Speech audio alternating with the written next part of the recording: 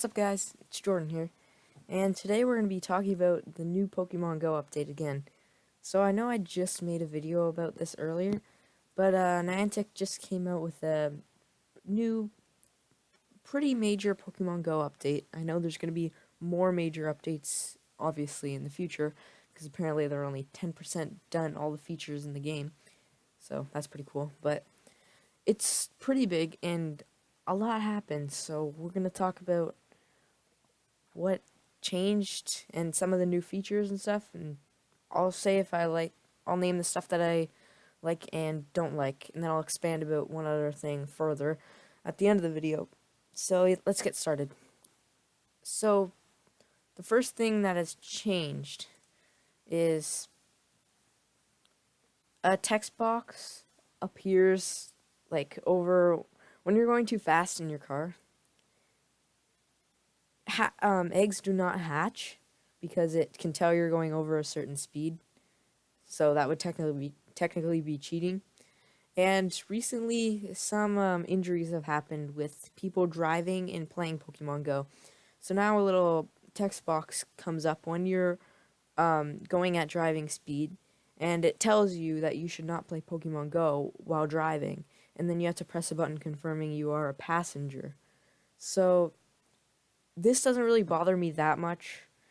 Sometimes it does come up more than once, which is kind of annoying, but it's pretty good, and I'll probably save Niantic's butt in a lot of situations.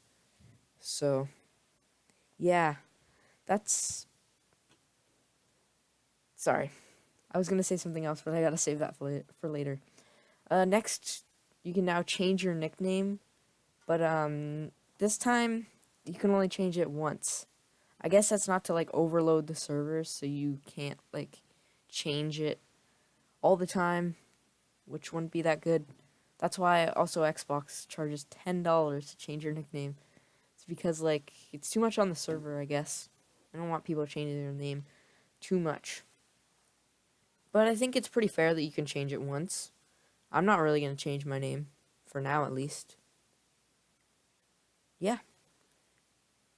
Next, they fixed, there was like something wrong with the battery saver feature, so they took it out on the last update, even though it was in the first few updates of the game. And I'll show you a picture of it in a minute, but it's just basically your screen went black when you turn the phone upside down. And that, I actually like that a lot. So they re-enabled it, and that was, yeah. Most importantly, there's a new tracking feature for the nearby list that was like broken, and then they changed it, and then they just took out the tracking system altogether. Now they re-enabled it a bit. Now it's called sightings, and there's something else called nearby, which will be introduced later, and is only in San Francisco right now. Sorry. I will talk about that later. But right now we're going to talk about sightings.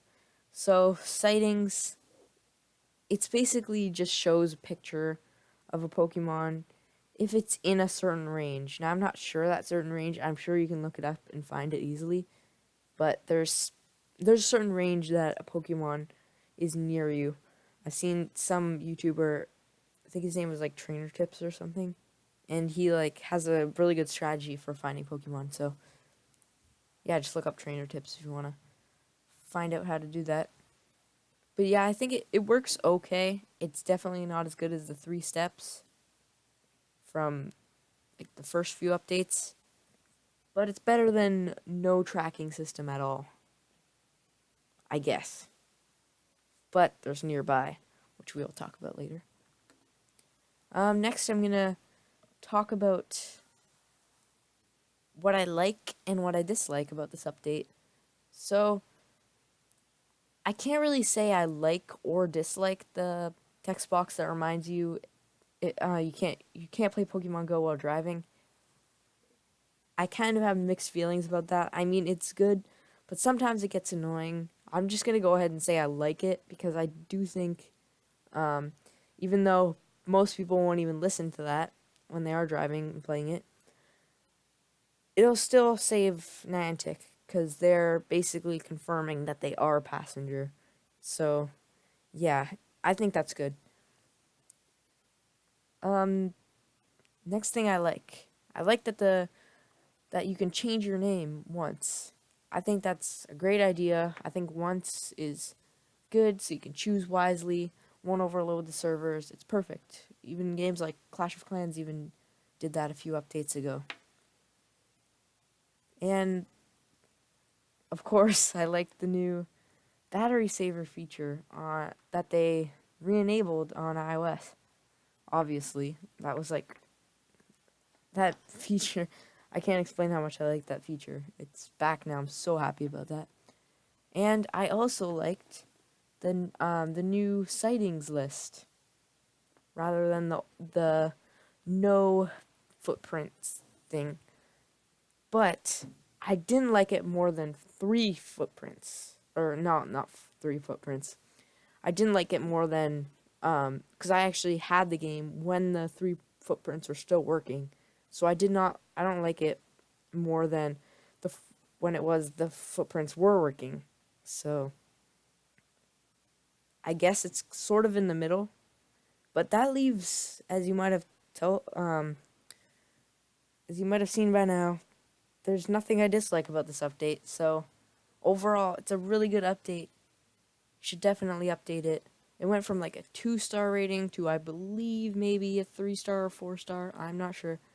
Don't hold me on that, but it's a lot better than 2 stars. So good job, Niantic, for finally listening.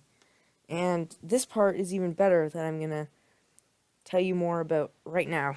So, like I said earlier, there's something called the nearby list. I'm sure you've heard that before because that was what the tracker was used to be called before sightings. So there will be sightings and nearby. And nearby, I'll show you a few pictures here. Nearby is like you would get on the same list as your sightings list. You get like a few Pokemon beside a specific landmark or whatever it is that's a Pokestop. So you'd see a little picture of the Pokestop. Then if you clicked on it, it would take you of a bird's eye view of the map, so you could see where the Pokestop was, and the Pokemon would be right beside that Pokemon, and the Pokestop would stay marked until you disabled that. So I do not know. I can't figure out if I like this or not. Obviously, I haven't tried it out yet. I do not live in San Francisco, so I can't try it out.